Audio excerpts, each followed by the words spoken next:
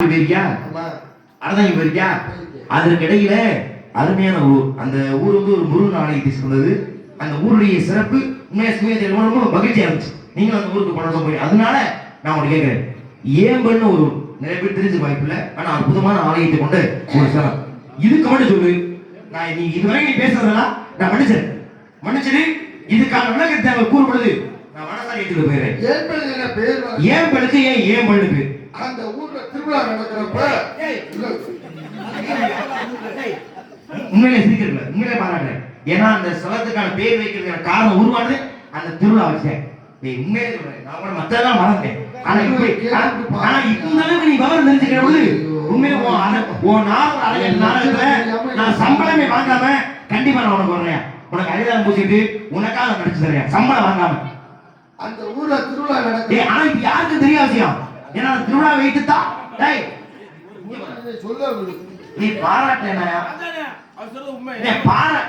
பாராட்ட கூடாதாங்க. உண்மையா?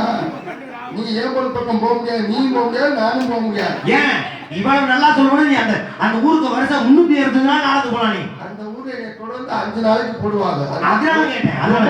ஏன்னா அதுல நம்ம 2 வருஷம் நம்ம சந்திச்சிருக்கோம். அதனால அந்த உரிமையோடு கேட்கிறேன். இப்ப சொல்லுங்க, அந்த ஊருக்கு ஏம்பல் என பேர் வர காரணம், திருவிழா நடக்கும் போது திடீர்னு சண்டை வந்து 2 குரூப்பா பிரிஞ்சுட்டாங்க. பிரிஞ்ச உடனே சண்டை கேள்வி சொல்ல முடியாது.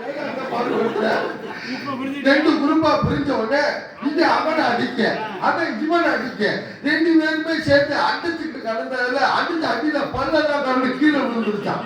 இவன் சொல்லிருக்கேன் அது ஏன் பல்லுல பண்ணிருக்கேன், அவன் சொல்லிருக்கேன் இல்லடா நீ ஏன் பல்லுல பண்ணிருக்கேன்.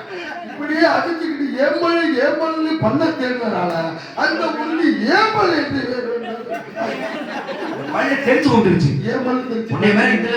பாராட்டி விட்டேன். இனிமேல் அந்த ஊர் பக்கம் நீ போவ, என்னை அந்த ஊர் பக்கம் நீ போட மாட்டாங்க. ரொம்ப மரியாதையான நீ ஆரம்பிச்சு வச்சு உண்மையிலே நீ சொல்ல போற உன்னைய மகிழ்ச்சிகரமா நினைச்சேன். என்னையில எந்த விஷயத்திலையும் நம்பாத, நான் நம்பி பேச. ஆனா ஒவ்வொருத்தரவே உங்களை நம்பி ஏமாந்து பதவி எடுக்க போயிடுச்சியா? ஆம்பளையே இப்படி ஏமாந்தா ஒரே ஒரு எழுத்த வச்சு சரி சரி நான் தான்